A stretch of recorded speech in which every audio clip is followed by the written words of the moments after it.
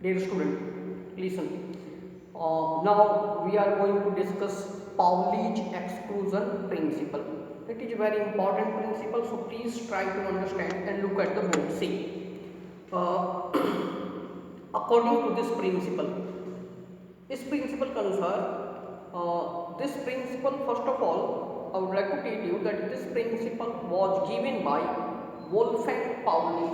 C, Wolfgang Pauli, and statement of this principle is it state that no two electrons in an atom, किसी भी atom में उपस्थित दो electrons के लिए can have the same set of all the four quantum numbers.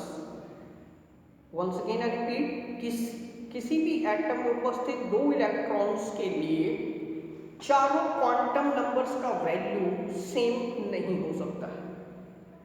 ठीक है, चारों quantum number that is principal quantum number, angular momentum और azimuthal quantum number, magnetic quantum number and spin quantum number.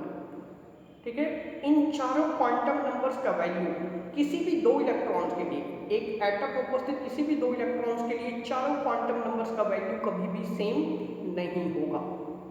This is the Pauli's exclusion principle.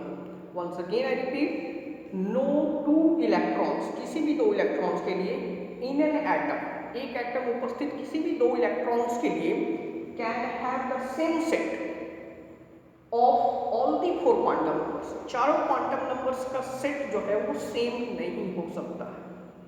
ठीक है, now let us clear this. Suppose for this electron, see here two electrons are there in s orbital. Since this s orbital belongs to third cell है, so we can write 3s. तो 3s orbital में how many electrons are there? Two electrons. One with clockwise spin, another with anti clockwise spin. ठीक है, अब इन तीनों के लिए, इन दोनों इलेक्ट्रॉन्स के लिए we will see the value of other quantum number. सी, इन दोनों इलेक्ट्रॉन्स के लिए प्रिंसिपल क्वांटम नंबर का वैल्यू कितना है? 3 है दोनों के लिए. इन दोनों इलेक्ट्रॉन्स के लिए एल एजीमुथल क्वांटम नंबर का वैल्यू कितना है? 0 for both of the electrons. उसी तरह से इन दोनों इलेक्ट्रॉन्स के लिए मैग्नेटिक क्वांटम नंबर का वैल्यू कितना है? 0.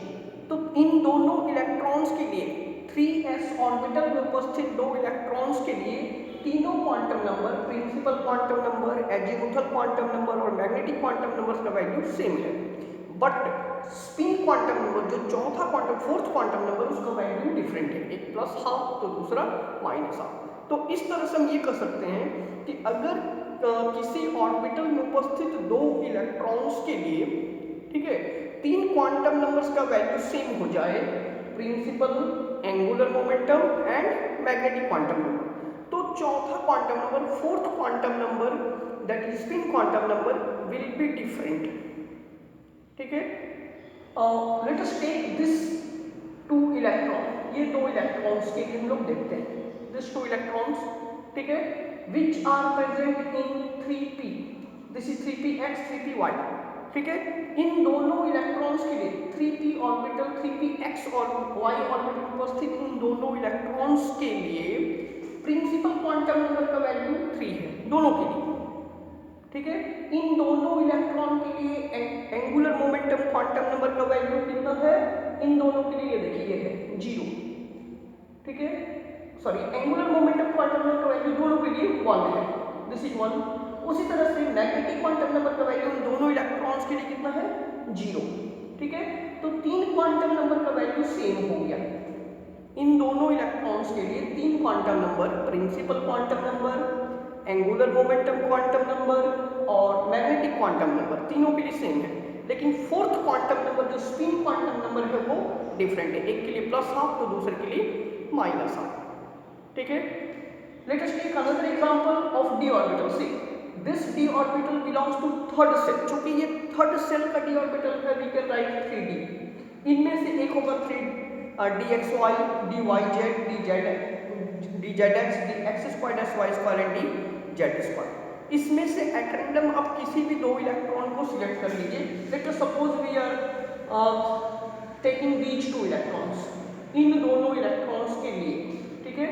इन दोनों इलेक्ट्रॉन्स के लिए देखिए प्रिंसिपल क्वांटम नंबर का वैल्यू कितना है 3, दोनों के लिए इसका वैल्यू 3 n का वैल्यू।